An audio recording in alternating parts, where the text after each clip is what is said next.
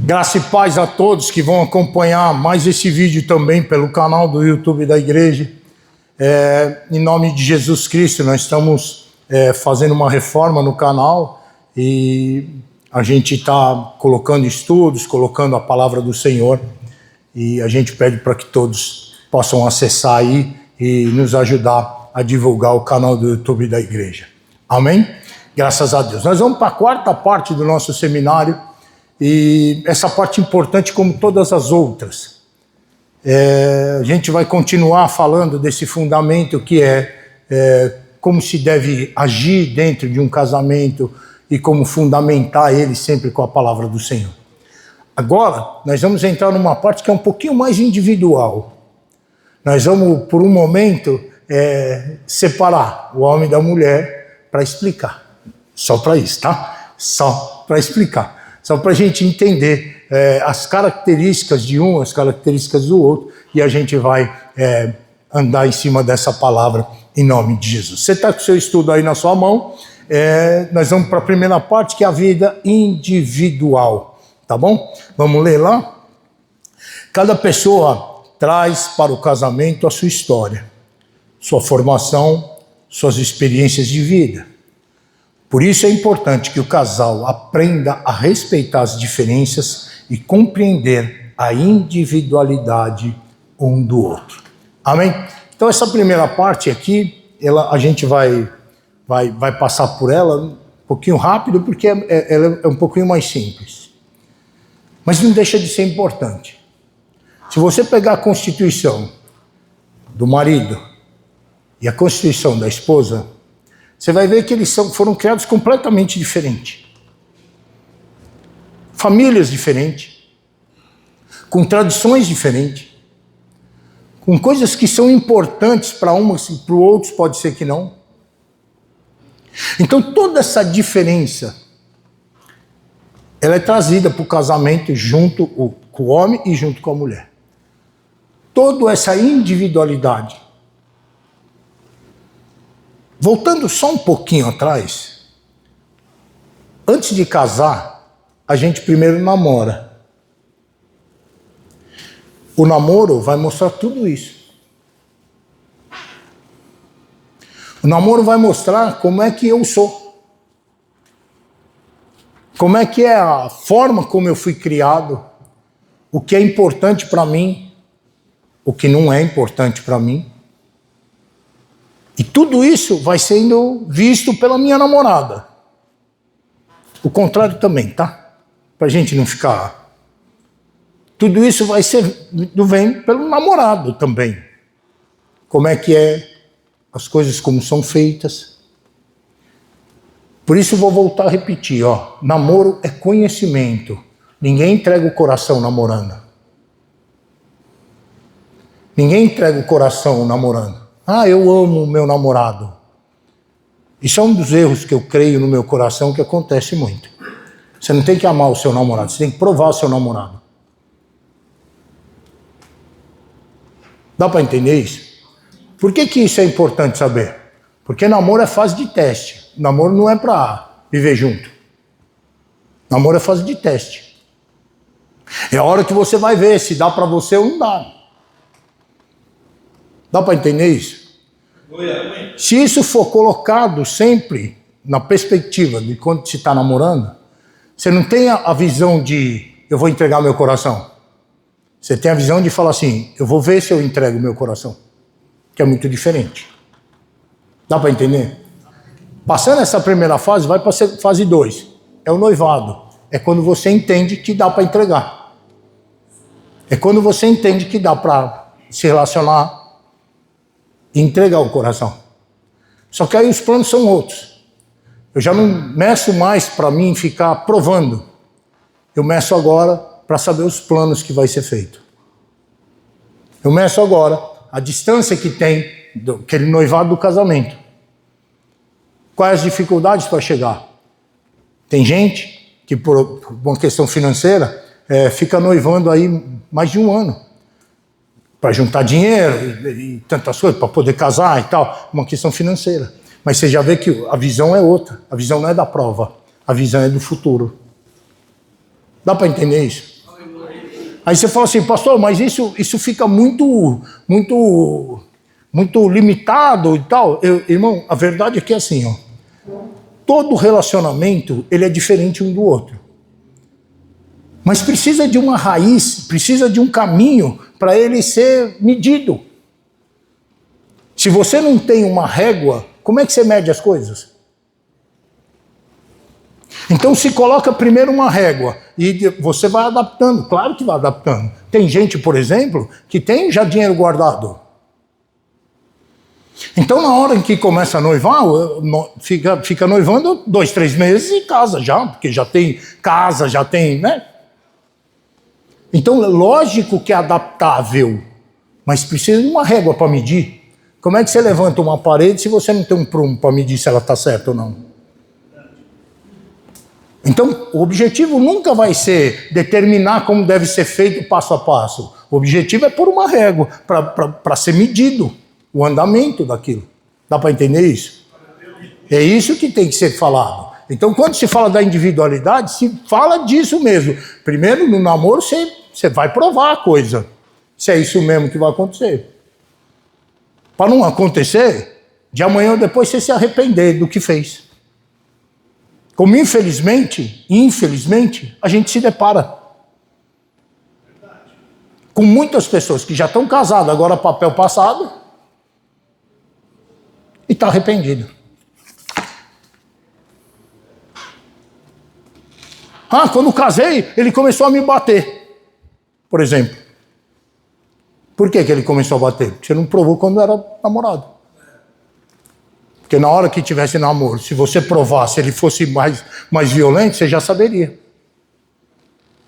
Deu para entender o que é a regra de medir? É isso que eu estou falando. Aí você fala assim, poxa pastor, mas a gente nem sabia disso. Então o pastor tem que saber de tudo isso. O pastor tem por obrigação de saber tudo isso, porque ele tem que gerenciar. Dá para entender? Então, lembra das fases, namoro é provação.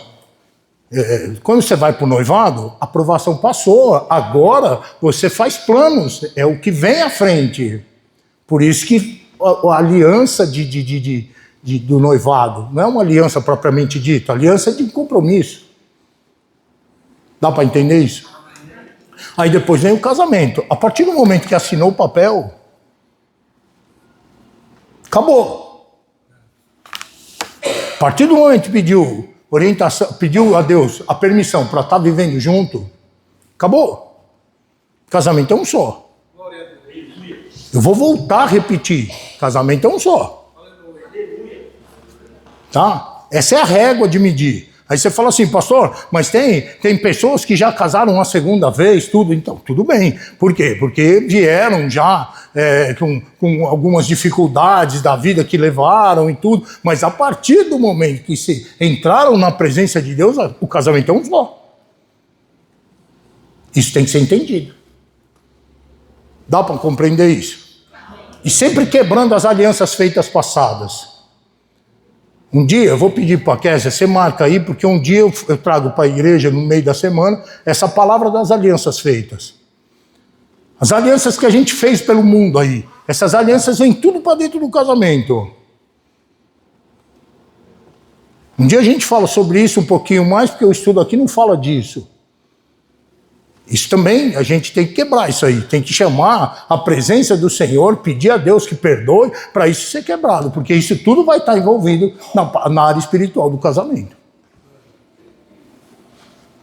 Amém? A individualidade, deixa eu só passar aqui, porque senão eu perco muito tempo falando sobre isso. A individualidade de cada um. Então tem uns que, tem mulheres que elas são mais relaxadas no sentido de não são tão pessoas que cobram tanto. Então, tá tudo bem, assim, por quê? Porque dentro da família era mais o pai, a mãe que fazia mais e ela ficava mais relaxada. Ela traz isso para o casamento. E relaxada não no sentido de ruim, tá? Relaxada de ser mais sossegada, mais tranquila. Geralmente, essas mulheres tranquilas casam com um cara que é o fervor, né? Por quê? Porque é o que completa, né? Ou vice-versa.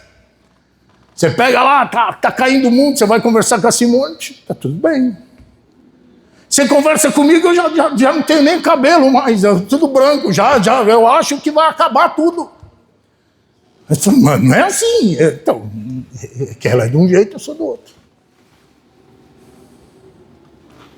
Então ela já chegava, por exemplo, eu ficava a madrugada inteira, eu não queria trazer os testemunhos, mas eu ficava a madrugada inteira orando, né? Passava orando, eu achava que tinha que orar e eu não podia deixar de orar, eu orava a noite toda. Aí chegava de manhã eu tinha que dormir, né? Porque senão eu vira um zumbi. Aí ela já fechava a porta, já orava com meus filhos e falava assim, deixa o pai dormir. A casa ficava aquele silêncio. Fizesse ao contrário para ver, pusesse ela para orar de madrugada e chegasse de manhã e falasse assim, ó, a mãe precisa dormir. A casa ia virar uma bagunça, todo mundo falando, por quê? Porque quem ficou acordado é o que fala muito. Tem que ser medido, tem que ser entendido um ao outro. Dá para entender isso, a individualidade. Amém? Vamos passar para a parte 2, a vida conjugal. Então, ó, Deus criou o casamento para o homem Deus criou o casamento para que o homem e a mulher caminhassem juntos, apoiando-se mutuamente. Gênesis 2, versículo 18. Disse o Senhor Deus, não é bom que o homem seja só. Farei para ele uma ajudadora que lhe corresponda. Amém? Então, ó, agora, esse indivíduo que veio de um lado, esse indivíduo, ó, tem indivíduo? Será que eu falei certo? Eu acho que indivíduo não tem. Tem? Não. Mas eu invento. Um indivíduo daqui e um indivíduo daqui. Eles vão se juntar agora. Carnalmente falando, você sabe qual é a chance disso dar certo? Nenhuma. Porque esse aqui foi criado de um jeito, esse aqui foi criado do outro. Mas como a Constituição é feita por Deus, dá. Olha o que diz a Bíblia, ó. E disse o Senhor Deus, quem foi que falou? O Senhor Deus, Ele que disse, ó, não é bom que o homem esteja só. Falei uma adjuntora, que esteja com ele, que esteja como diante dele. Eu gosto mais da tradução que foi posta aqui, ó. Farei para ele uma ajudadora que lhe corresponda. Vamos trocar a palavra mais uma vez? Farei para ele uma ajudadora que complete ele. Que preenche o espaço que ficou vazio. Então, o plano de Deus, ele passa a fazer com uma coisa quase que impossível, que é dar certo. Totalmente possível dar certo. Porque ele não faz nada errado, faz tudo certo. Então, o amor que a gente sente por aquela pessoa a qual a gente está casado, faz com que você recue. Faz com que você... Não. Eu não vou fazer isso. Não, eu não vou falar isso. Eu falei, eu chateei ela. Eu falei, eu chateei ele. Mas eu não vou falar de novo. Você recua. Você recua não porque você não tem poder para fazer. Você recua porque você não quer fazer. Esse é o verdadeiro poder. Quando você tem força para fazer, mas você não faz, por escolha. E o outro lado reconhece que você tinha força para fazer, mas você não fez. Aí constrange, né? Aí você fala, poxa, se ele não fez, eu também não vou fazer. Por isso Deus falou assim, ó, que lhe corresponda. Lhe complete. Dá para entender isso? Então, uma coisa que parecia ser muito difícil de acontecer, agora se torna fácil de acontecer. Que é duas pessoas diferentes, com experiências diferentes, E todos esses caminhos que foi feito por um, foi feito pelo outro, eles vão resultar quando tiverem filhos. Os filhos vão ter todos esses caminhos. O caminho do pai, o caminho da mãe, a experiência que a mãe teve com seus familiares, com seus amigos, todas as experiências do pai, com seus familiares e seus amigos. E os filhos vão ser resultado daquilo, daquela união daqueles dois. Lembra disso? Isso é importante para a gente. Vai ter coisa que você vai subtrair da sua vida para nunca mais lembrar. Vai ter coisa que você vai tirar da sua vida para nunca mais ser dita. E vai ter coisa que você vai repetir a exaustão.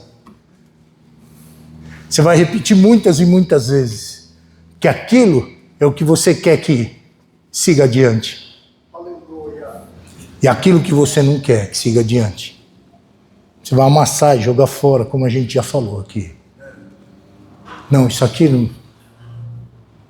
não compensa seguir adiante com isso.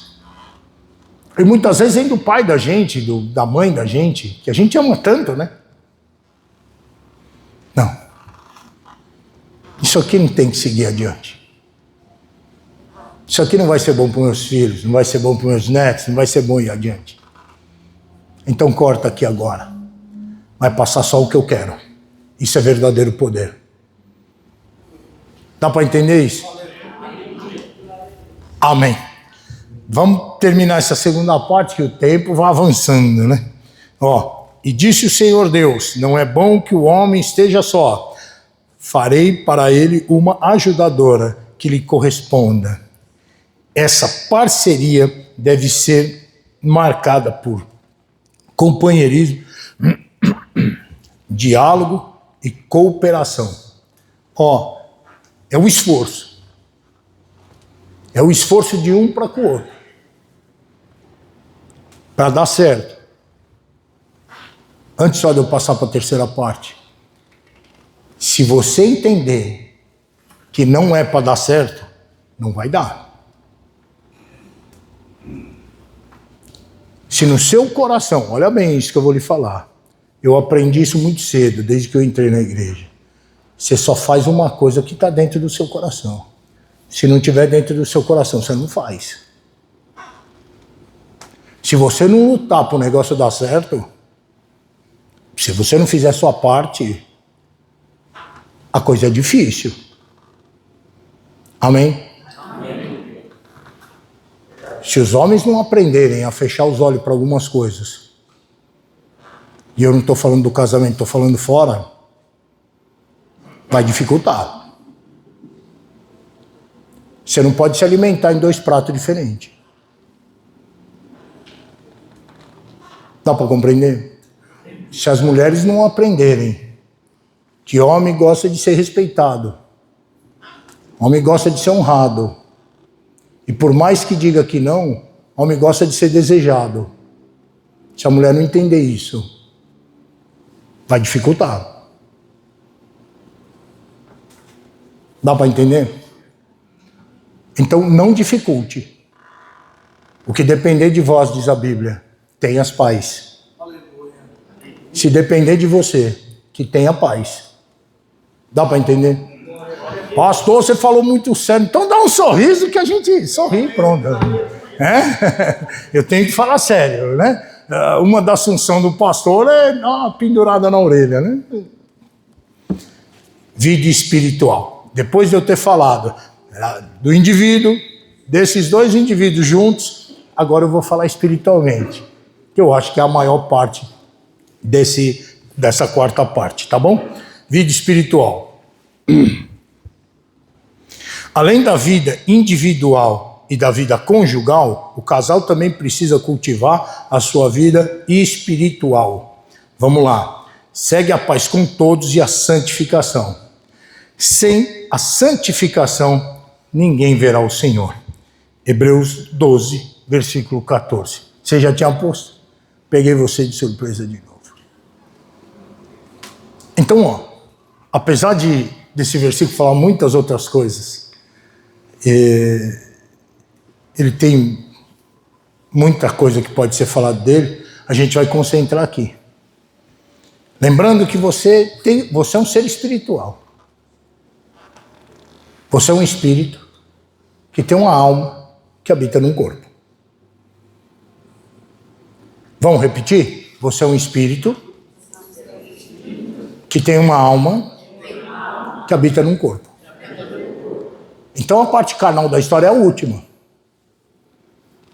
Você é um ser espiritual. Quando você se uniu à sua esposa, ao seu marido, quando a Bíblia fala que vocês se tornaram um, vocês se tornaram um, não sendo um indivíduo, mas sendo um em junção, sendo um ajuntado com o outro. Isso está falando em mesma concordância, isso está falando da mesma fé, isso está falando do mesmo caminho, isso está falando dos mesmos propósitos, dos mesmos sonhos, está falando de tudo do mesmo. Mas continuam sendo indivíduos separados, tendo vontades separadas. Por isso é tão importante o que a gente acabou de falar. Se você não der o melhor para o negócio dar certo, vai ser difícil. Você é um ser espiritual. E todas as coisas que você faz nesse mundo, elas refletem no mundo espiritual. Todas elas. Todos nós prestaremos conta de quem somos diante do Senhor, do que nós somos. Todos nós passaremos diante do Senhor naquele grande dia. E não tenha dúvidas que nós vamos ter que prestar conta do nosso casamento, nós vamos ter que prestar conta dos nossos filhos, nós vamos ter que prestar conta de tudo. O grande dia da prestação de contas.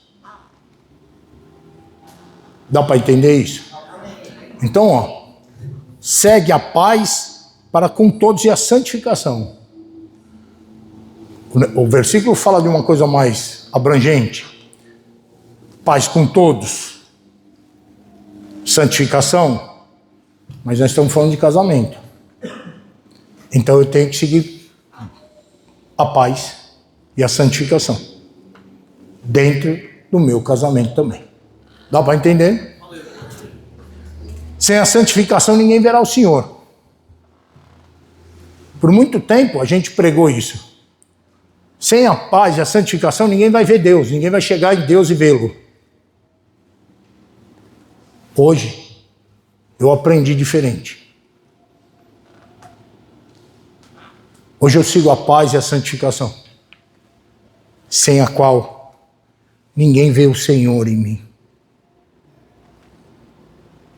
Ninguém vê Deus em mim. Ninguém reconhece Deus em mim. Como é que eles vão reconhecer Deus se eu tenho um casamento de perna para cima? Como é que as pessoas vão reconhecer Deus se a gente não tem testemunho para apresentar? Se a gente não segue a paz nem a santificação? Como é que as pessoas vão reconhecer Deus em mim? O dia que o irmão Mike falou isso para mim, eu entendi diferente. Ele falou: pastor, ver Deus todo mundo vai ver um dia, porque todo mundo vai passar diante do Senhor. Os santos e o não. Mas quando o versículo fala, segue a paz e a santificação, sem a qual ninguém vê Deus, e ninguém vê Deus em você. E ninguém vê Deus em você. Isso tem que ser guardado por mim e por você. Nós somos um ser espiritual. Nós refletimos a face do nosso Senhor. Nós refletimos o brilho do nosso Senhor em nós.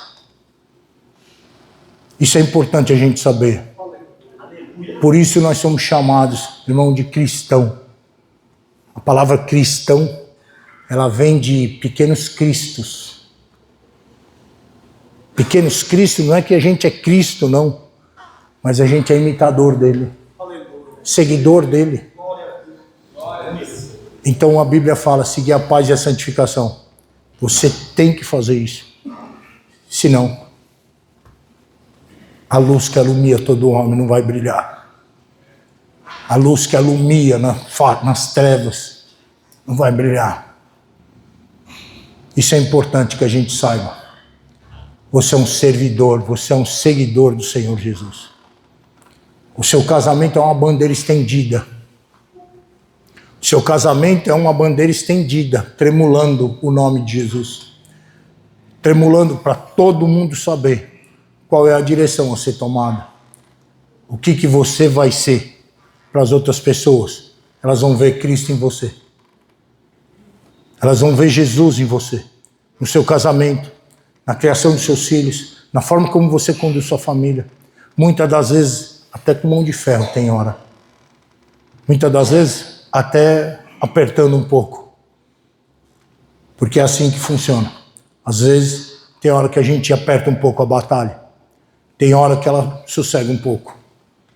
A gente já aprendeu aqui, grandes guerras. Poucas guerras. E época de paz. Época de paz não é para a gente dormir. Época de paz é a hora de afiar. É hora de conduzir. Para na hora das guerras, a gente está sempre firmado na rocha verdadeira que é o nosso Senhor. Amém? Quando o casal busca a Deus junto, fortalece a sua caminhada e edifica um lar espiritual saudável. Para terminar, acho que em 2 minutos eu falo isso e eu já termino com vocês. Um lar espiritualmente saudável vai fazer com que todos os habitantes daquele lugar comecem a ser espiritualmente saudável. Então preste atenção numa coisa que eu vou lhe falar. O seu lar, o seu reino, a sua área de atuação, ela tem que ser um lar espiritual. O Espírito de Deus tem que pairar. Não aceita contaminar o que é santo. Não aceite contaminar o que é santo. Não bote porcaria dentro da sua casa. Não bote coisas ruins para contaminar o ambiente espiritual da sua casa. Lembre-se disso. Nós temos que ter princípios. Os princípios são contidos na palavra do Senhor. Esses são os princípios que deixam um lar espiritualmente saudável. Aqui estão os princípios. O mundo tem outros princípios. Os princípios do mundo não servem para mim. Não servem para você. Só os princípios de Deus fazem com que um lar seja espiritualmente saudável. Só um lar espiritualmente saudável te dá a garantia de filhos, de netos, de todo mundo na presença de Deus. O que a gente mais vê por aí são pessoas que os pais frequentaram a igreja a vida inteira e os filhos todos desviados. Isso tem muito por aí. Por quê? Porque não colocaram a igreja dentro da casa. Não colocaram a vida espiritual dentro da casa. Colocaram-se em brigas, colocaram-se em ciúmes, pelejas, disserções, facções. Colocaram tudo isso dentro da casa. Mas espiritualmente o lar não era saudável. Conduza o seu lar para ser saudável espiritualmente. Conduza o seu lar para ser um lar espiritualmente saudável. Amém? Amém. Pode ter certeza que seus filhos e sua descendência vai ser abençoada pelo Senhor, porque assim disse o Senhor, em nome de Jesus. Amém? Amém. Graças a Deus, vamos orar? Aleluia. Vamos orar, que eu cheguei no final ali, meu tempo acabou. Graças a Deus, essa é a 4ª parte. Amanhã nós fazemos a última parte, vai ser um pouquinho mais longa, porque tem a conclusão do nosso seminário. Elas estão preparando aí alguma surpresa, a Andréia preparando uma surpresa para entregar para o pessoal aí. Eu acho que vocês vão gostar. Eu vi hoje, gostei muito. Elas são geniais no que elas fazem. É muito, muito legal mesmo. Vocês vão gostar. Em nome de Jesus. Amém? Você me ajuda a orar? Em nome de Jesus. Senhor Deus, Pai Santo maravilhoso, eu quero te agradecer, ó Pai.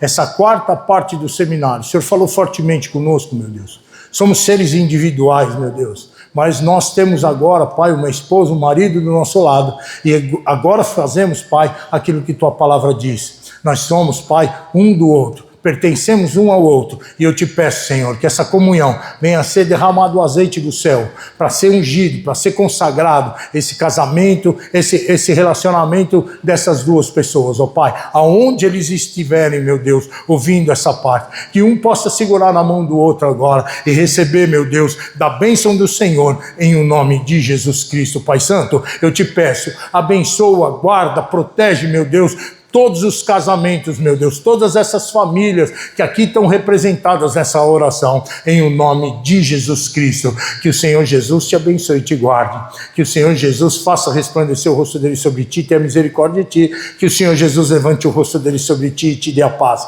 E que a paz do Senhor, que excede todo entendimento, seja sobre sua vida, sua casa e sua família, em nome de Jesus Cristo. Amém. E graças a